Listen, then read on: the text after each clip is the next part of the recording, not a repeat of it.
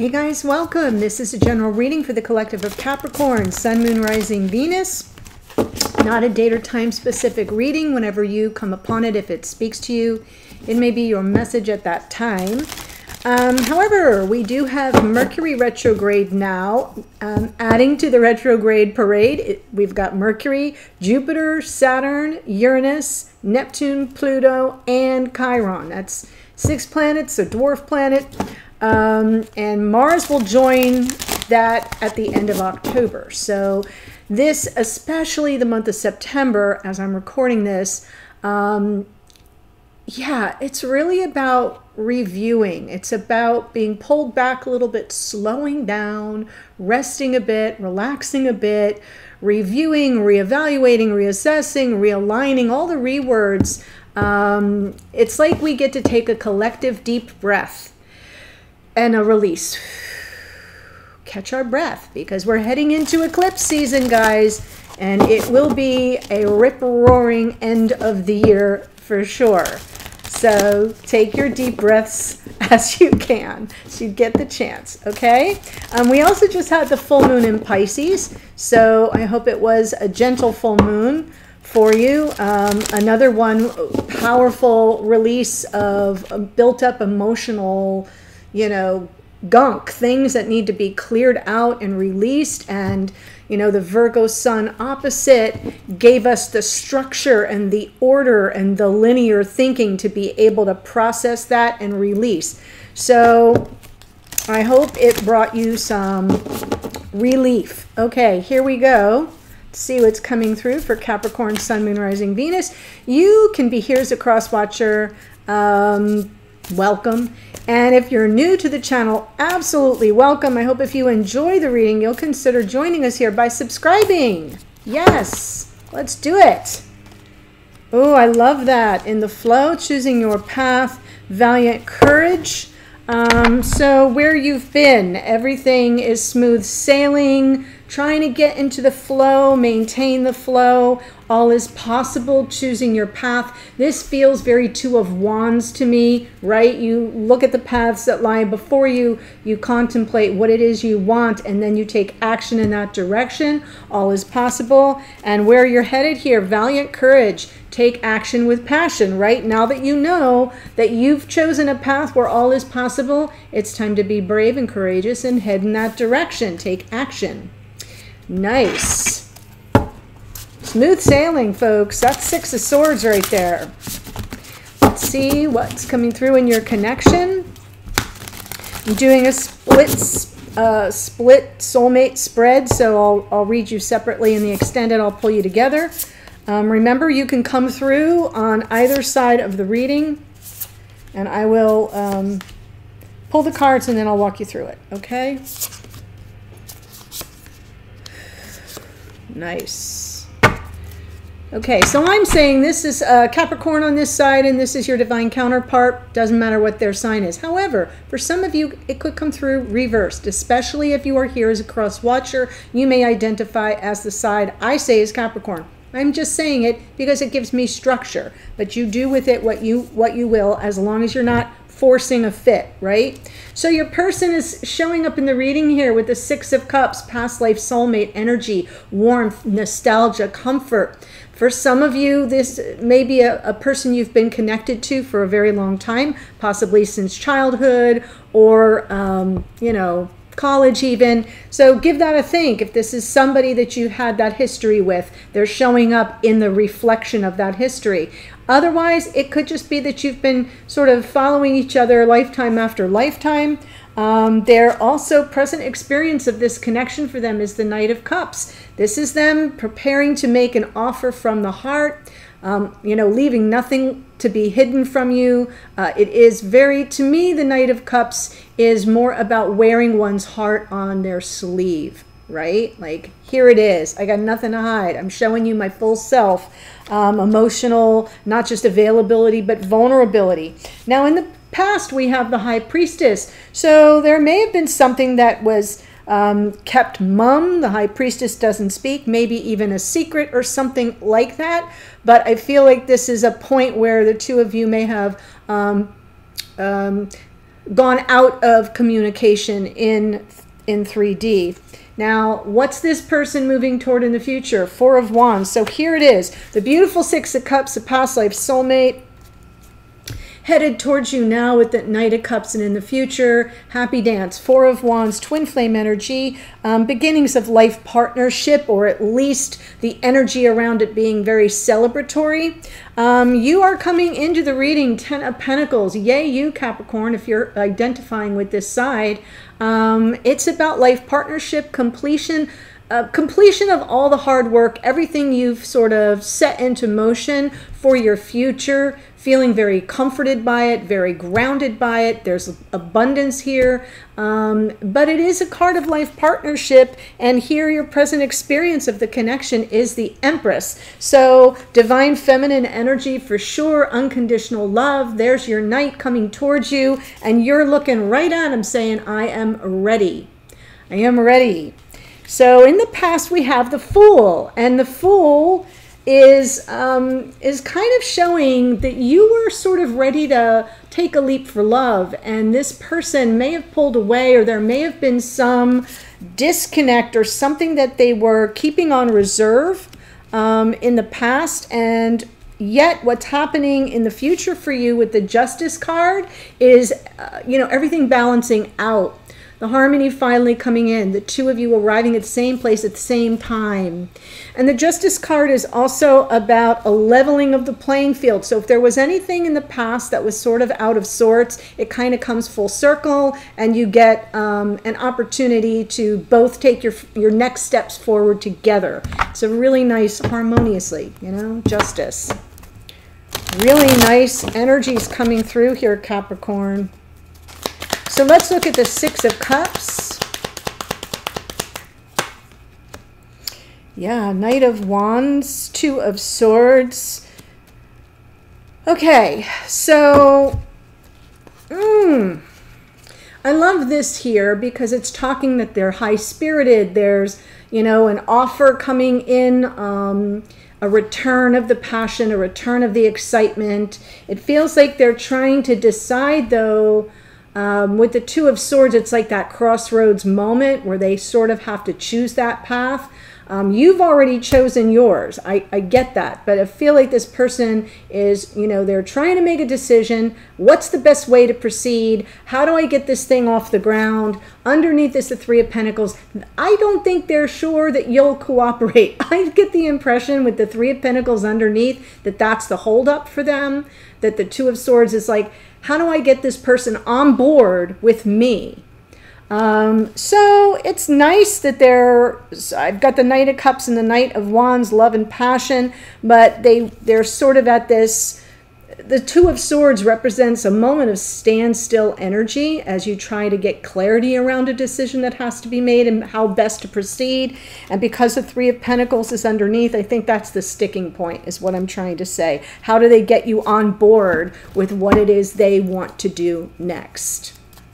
High Priestess in the past. Ten of Wands. Nine of Swords. There's the Emperor. The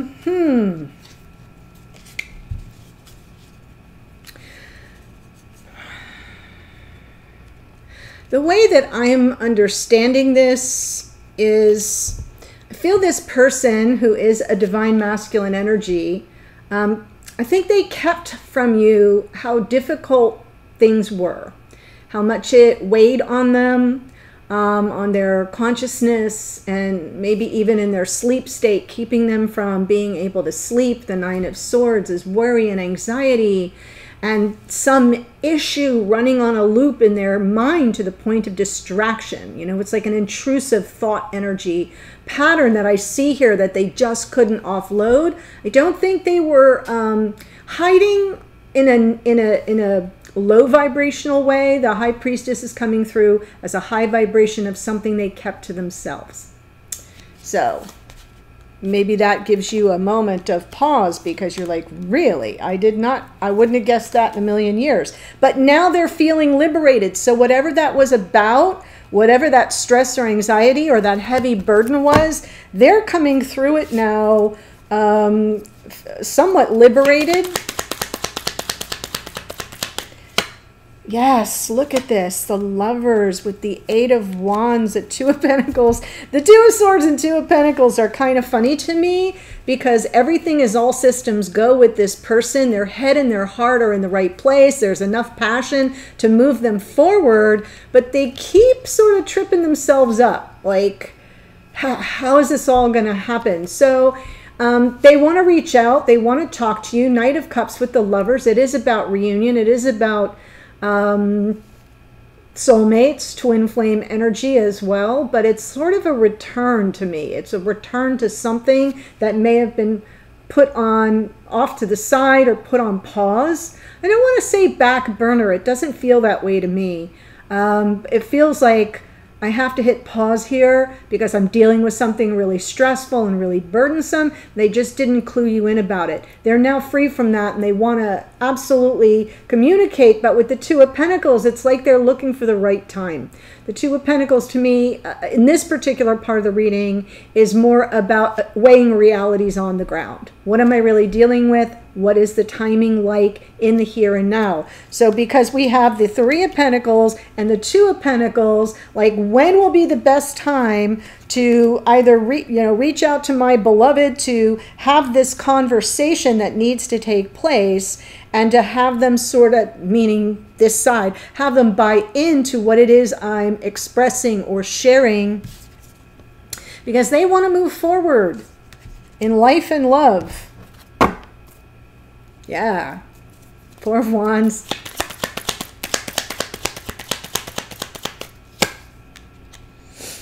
Hermit. Six of Pentacles and the Three of Swords. So this person is coming in the future. This is their higher self stepping forward with like they're kind of coming in off the grid. I feel like this person has been in a little bit of reclusive hermit energy, but it's part of their journey. They've learned a lot, so they'll be coming to you with that wisdom, with that insight, with the introspection from this part of the journey that they're now bringing forward, and they're coming in more ready and able to kind of be reciprocal in the relationship, to give as well as they receive. It's very generous energy with the Six of Pentacles, and underneath is the Three of Swords. There's some pain here, but it feels to me as if their intention is to release that. Their intention is to find a way to heal it through the wisdom that they share, through what they've gained. And now because they're able to be a full and equal partner in the relationship, the hope will be that you'll buy into the fact that, yeah, whatever that Three of Swords was for you, you'll be able to excuse me, release any built up energy that has kept the two of you at a distance, is what I'm getting with the High Priestess. So the distance is probably what caused the pain. The Ten of Wands, it weighed heavily on this person, and it's sort of, I'm not going to say they obsessed about it, but it's something that plagued their thoughts on a regular basis. And now they're hoping that what they've learned and what they can share with you equally in that Six of Pentacles will help heal that. Ten of Pentacles for you.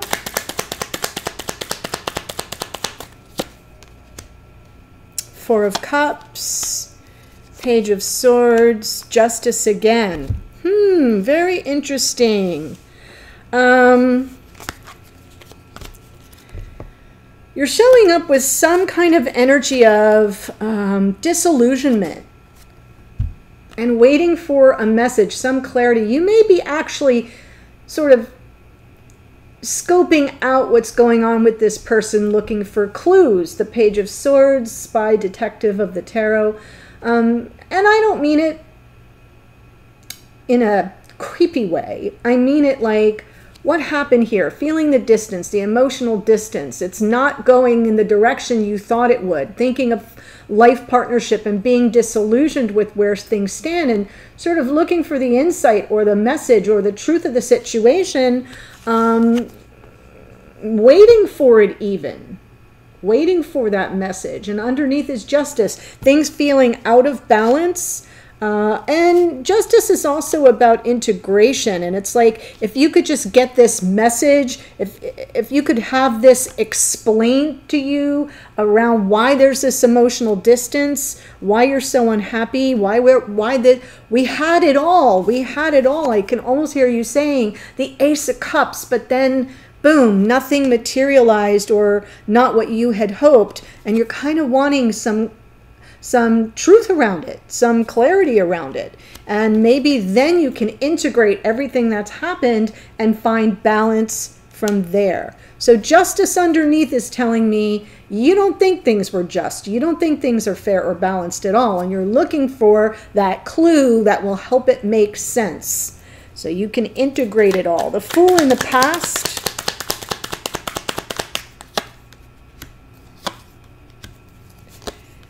Yeah. Well, here you are in the reading, Capricorn, underneath. Maybe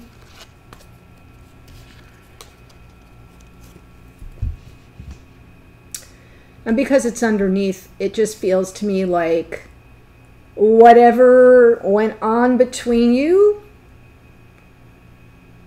it was difficult because it was beyond your control. Probably caused certain parts of you to feel the disappointment that I see over here and how you're showing up now. But you were all in that Fool, and I have a feeling like maybe there was a glitch with the risk assessment, and the Nine of Cups is, to me, reflecting some measure of wish fulfillment that you were sure you were bringing in. The confidence of the Queen of Wands, very confident about it, very much in your power, feeling really, and it's interesting because in the morning musing, she comes in from under the deck as if you're trying to get your power back, right? And reclaim it for yourself. But here, I think you were all in, and that Nine of Cups is about like, yeah, I'm wish fulfillment, but I'm seeing that it didn't happen.